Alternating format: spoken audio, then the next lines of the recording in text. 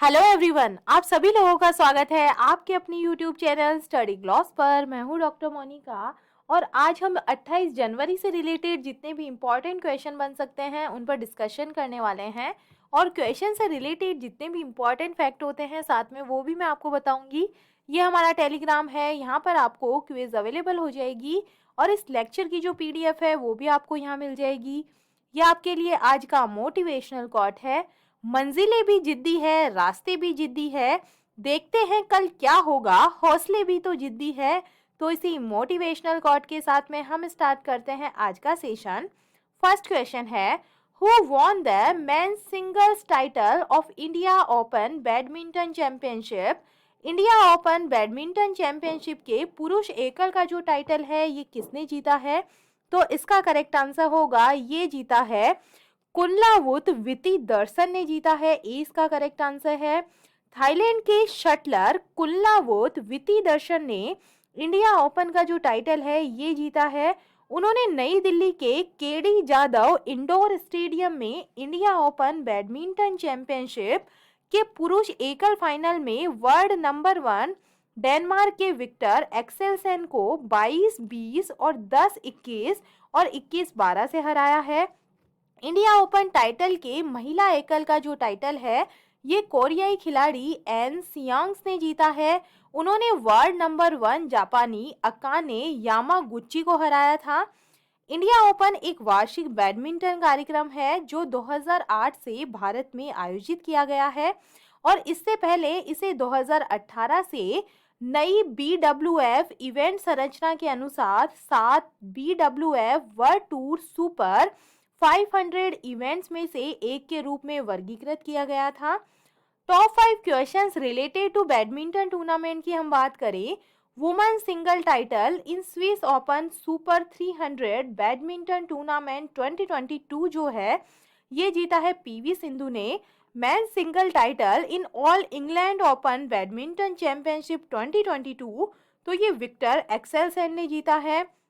Badminton tournament German Open super 300 man single का जो title है ये जीता है कुल्लावुत वितिदर्शन ने। Badminton tournament Odisha open 2022 man single का टाइटल किरण जॉर्ज ने जीता है। वुमेन सिंगल टाइटल इन Syed Modi international badminton tournament 2022 तो ये PV सिंधु ने जीता है। सेकंड नंबर क्वेश्चन है, India's first indigenous mobile operating system भार OS was successfully tested in which IIT institute. Bharat के पहले स्वदेशी मोबाइल ऑपरेटिंग सिस्टम बार OS की सफल टेस्टिंग किस IIT संस्थान में की गई है? तो इसकी जो सफल टेस्टिंग है ये IIT मद्रास के अंदर की गई है। IIT मद्रास की इंक्यूबेटेड फर्म JAND के ऑपरेशंस ने भारत के पहले स्वदेशी मोबाइल ऑपरेटिंग सिस्टम बार OS का निर्माण किया है। इसकी टेस्टिंग केंद्रीय शिक्षा मंत्री धर्मेंद्र प्रधान और केंद्रीय संचार मंत्री अश्वनी वैष्णव ने संयुक्त रूप से स्वदेशी मोबाइल ऑपरेटिंग सिस्टम भार OS की टेस्टिंग की है। इसे भारत के मोबाइल ऑपरेटिंग सिस्टम क्षेत्र में एक बड़ी उपलब्धि के रूप में देखा जा रहा है। बार OS ऑपरेटिंग सिस्टम भारत में 100 करोड़ स्मार्टफोन उपयोगकर्ताओं को लाभ पहुंचाएगा और इसका निर्माण भारत सरकार की वित्त पोषित परियोजना के तहत किया गया है। Top 5 questions related to IITs की हम बात करें। Which institute has announced the introduction of compulsory course on caste awareness? तो ये जो है IIT मुंबई ने अनाउंस किया है। In which country Indian Institute of Technology was established outside the country for the first time in history? तो ये जो हुआ है यूनाइटेड अरब अमीरात के अंदर हुआ है। World's smallest wearable air purifier जिसका नाम है नासो 95 इसे लॉन्च किया गया है IIT दिल्ली के द्वारा। Researchers of which institute have launched biodegradable nanoparticle to protect crops from bacterial and fungal disease developed तो ये IIT कानपुर के द्वारा डेवलप किया गया है। Researchers from which institute have developed India's first indigenous polycentric artificial knee जिसका नाम है कदम तो ये IIT मद्रास के द्वारा डेवलप किया गया है। थर्ड नंबर क्वेश्चन है, when is international education day celebrated? अंतर्राष्ट्रीय जो शिक्षा दिवस है ये कब मनाया जाता है? तो ये मनाया जाता है 24 जनवरी को मनाया गया है। डी इसका करेक्ट आंसर है।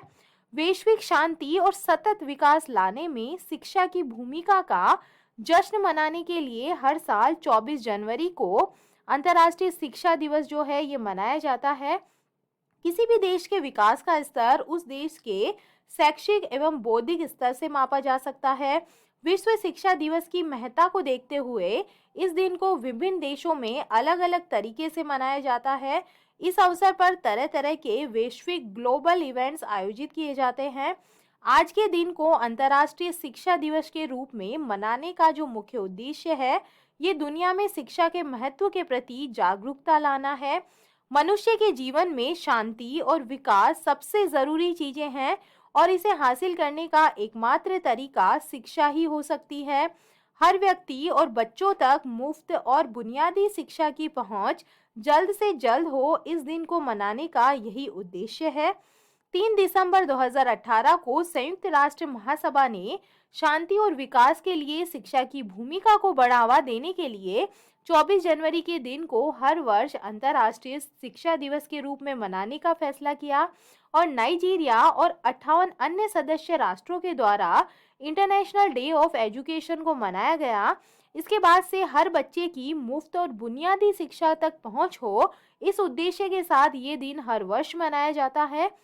4 नंबर क्वेश्चन है, with which country did the Indian army start the joint training exercise cyclone first?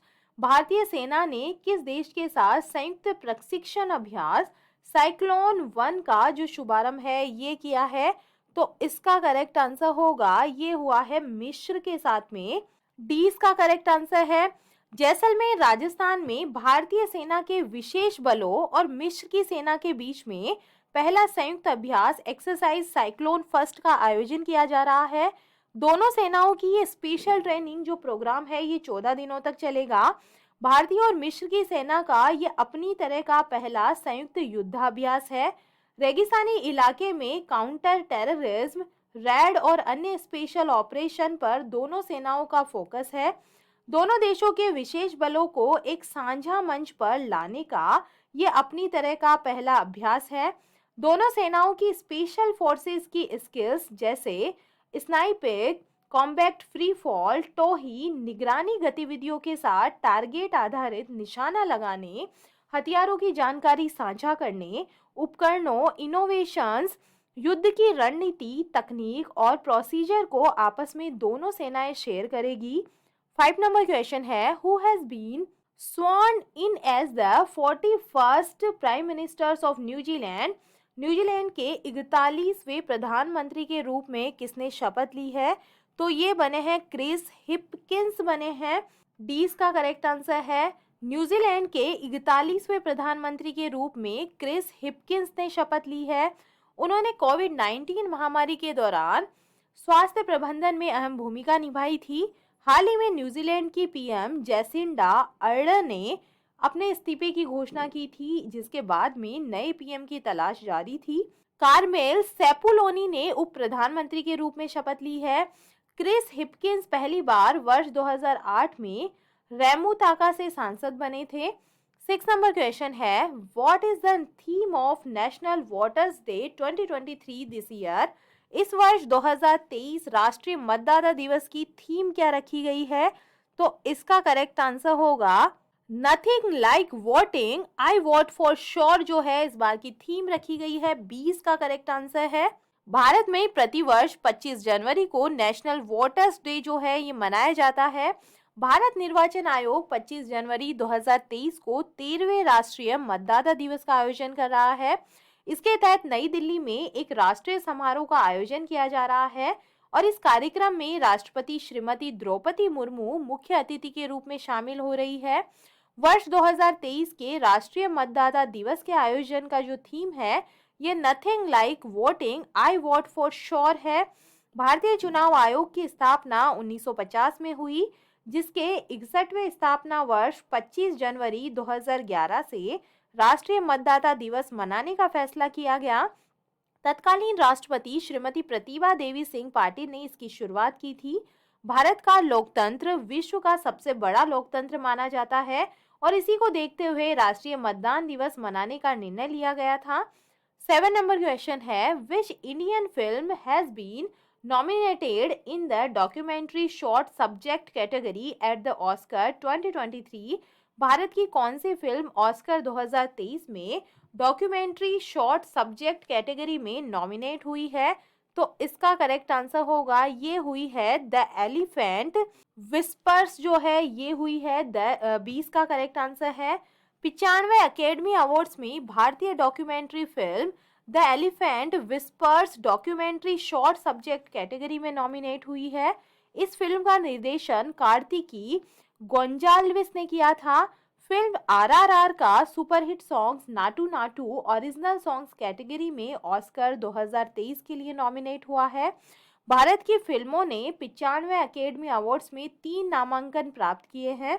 Bharat की documentary film all that breathes भी ऑस्कर 2023 के लिए नामांकित हो गई है और ये फिल्म शौनक सेन के द्वारा निर्देशित है। 8 नंबर क्वेश्चन है, which ministry is going to organise a 6-day mega event Bharat Parv at red fort? कौन सा मंत्रालय लाल किले में 6 दिवसीय मेगा इवेंट भारत पर्व का आयोजन करने जा रहा है? तो इसका करेक्ट आंसर होगा, ये करने जा रहा है मिनिस्ट्री ऑफ टूरिज्म के द्वारा। केंद्रीय पर्यटन मंत्रालय 26 से 31 जनवरी 2023 तक लाल किले के लॉन में 6 दिवसीय मेगा इवेंट भारत पर्व का आयोजन करने जा रहा है। पर्यटन मंत्रालय इस आयोजन का नोडल मंत्रालय है। इससे पहले वर्ष 2016, 17, 18, 19 और 20 में लाल किले में ज्ञान पथ पर भारत पर्व आयोजित किया गया था। इस आयोजन में देखो अपना देश, एक भारत श्रेष्ठ भारत, G20 और मिशन लाइफ जैसी पहलों की ब्रांडिंग और प्रचार भी किया जाएगा। 9 नंबर क्वेश्चन है, in which state and union territory will the first India stack developer conference be held? पहला भारत स्टेक डेवलपर सम्मेलन किस राज्य और केंद्र शासित प्रदेश में आयोजित किया जाएगा? तो इसका करेक्ट आंसर होगा, ये न्यू दिल्ली के अंदर आयोजित किया जाएगा। 25 जनवरी 2023 को नई दिल्ली में दुनिया भर में भारत के डिजिटल सामानों को व्यापक रूप से अपनाने को सुनिश्चित करने के तरीके और साधनों पर ध्यान केंद्रित करने के लिए पहला भारत स्टेक डेवलपर सम्मेलन आयोजित किया गया है। सम्मेलन में उद्योग, सरकार, स्टार्टअप और यूनिकॉर्न्स और शिक्षा जगत के 100 से अधिक डिजिटल प्रतिनिधि भाग लेंगे। G20 देशों और G20 सचिवालय के प्रतिनिधियों को भी सम्मेलन के लिए आमंत्रित किया गया है।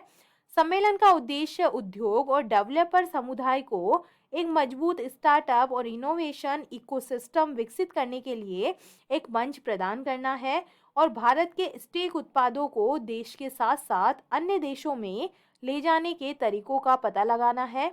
इंडिया स्टेक आधार, UPI, DigiLocker, CoWIN, GEM, GSTN जैसे डिजिटल समाधानों का एक बहुस्तरीय समूह है जिसने भारत के डिजिटल परिवर्तन में महत्वपूर्ण भूमिका निभाई है। 10 नंबर क्वेश्चन है, how many personal have been awarded the President's Fire Service Medal on Republic Day 2023? गणतंत्र दिवस 2023 पर कितने कर्मियों को राष्ट्रपति के अग्निशमन सेवा पदक से सम्मानित किया गया है? तो इसका करेक्ट आंसर होगा, ये किया गया है 47 कर्मियों को। गणतंत्र दिवस 2023 के अवसर पर 47 कर्मियों को विशिष्ट सेवा के लिए राष्ट्रपति के अग्निशमन सेवा पदक से सम्मानित किया गया है। इनमें से वीरता के लिए अग्निशमन सेवा पदक 2 कर्मियों को दिया गया है। विशिष्ट सेवा के लिए राष्ट्रपति का अग्निशमन सेवा पदक से 7 कर्मियों को सम्मानित किया गया है। साथ ही अग्निशमन सेवा पदक 38 कर्मियों को प्रदान किया गया है। इसके अलावा 55 कर्मियों को विशिष्ट और मेधावी सेवा के लिए राष्ट्रपति के होम गार्ड और नागरिक सुरक्षा पदक से भी सम्मानित किया गया है। चलिए कल के जो MCQ है उन्हें हम रिवाइज कर लेते हैं। फर्स्ट नंबर क्वेश्चन है, भारत का पहला online gaming centre of excellence किस प्रदेश में स्थापित किया जाएगा? तो ये मेघालय के अंदर स्थापित किया गया है। सेकंड नंबर क्वेश्चन है, किसे संयुक्त राष्ट्र पर्यावरण कार्यक्रम के कार्यकारी निदेशक के रूप में चुना गया है? तो ये चुना गया है इंगर एडरसन को। ए इसका करेक्ट आंसर है। थर्ड नंबर क्वेश्चन है, किसे 2022 के लिए सर्वश्रेष्ठ पुलिस स्टेशन के रूप में चुना गया है? तो ये आस्का पुलिस स्टेशन को चुना गया है। फोर्थ नंबर क्वेश्चन है, कौन सी प्रदेश सरकार पहले सारस मेले 2023 की मेजबानी करेगी? तो इसका करेक्ट आंसर है, ये करने वाली है Jammu and Kashmir. 5 number question है, कौन शूटिंग विश्व कप 2023 के प्रशासक नियुक्त हुए हैं? तो ये बने हैं AK सीकरी। 6 नंबर क्वेश्चन है, किस राज्य के मुख्यमंत्री ने राज्य को देश का पहला हरित राज्य बनाने का लक्ष्य 2025 तक रखा है? तो ये रखा गया है हिमाचल प्रदेश के द्वारा। 7 नंबर क्वेश्चन है, भारतीय नौसेना ने कहाँ एमफेक्स 2023 मेगा अभ्यास आयोजित किया है? तो ये किया गया है आंध्र प्रदेश के अंदर। 8 नंबर क्वेश्चन है, किसने गणतंत्र दिवस से पहले ऑप्स अलर्ट अभ्यास शुरू किया है? तो ये बॉर्डर सिक्योरिटी फोर्स के द्वारा शुरू किया गया है। 9 नंबर क्वेश्चन है, किसके द्वारा लिखित पुस्तक India's knowledge supremacy the new dawn का विमोचन किया गया है? तो इसका करेक्ट आंसर होगा, ये जो बुक है ये डॉक्टर अश्विन फर्नांडिस के द्वारा लिखी गई है। 10 नंबर क्वेश्चन है, किसने प्रधानमंत्री राष्ट्रीय बाल पुरस्कार प्रदान किए हैं? तो ये राष्ट्रपति द्रौपदी मुर्मू के द्वारा प्रदान किए गए हैं। और ये था कल का स्टडी ग्लॉस क्वेश्चन। नासा के नए मुख्य प्रायोगिक विद के रूप में किसे नियुक्त किया गया है? तो इसका करेक्ट आंसर है, ये बने हैं AC चारनिया बने हैं, 20 का करेक्ट आंसर है। और ये है आप लोग के लिए आज का स्टडी ग्लॉस क्वेश्चन, किसे जयपुर फिल्म फेस्टिवल में लाइफ टाइम अचीवमेंट अवार्ड से नवाजा गया है? तो इसका आंसर आप मुझे कमेंट सेक्शन में दीजिएगा। ये हमारा टेलीग्राम है, यहाँ पर आपको क्विज अवेलेबल हो जाएगी और इस लेक्चर की PDF भी आपको यहाँ मिल जाएगी। आई होप आपको सेशंस पसंद आ रहे होंगे। अगर पसंद आ रहे हैं तो इन्हें लाइक कीजिए, अपने दोस्तों के साथ में शेयर कीजिएगा। तो चलिए मिलते हैं हम एक नए सेशन के साथ में।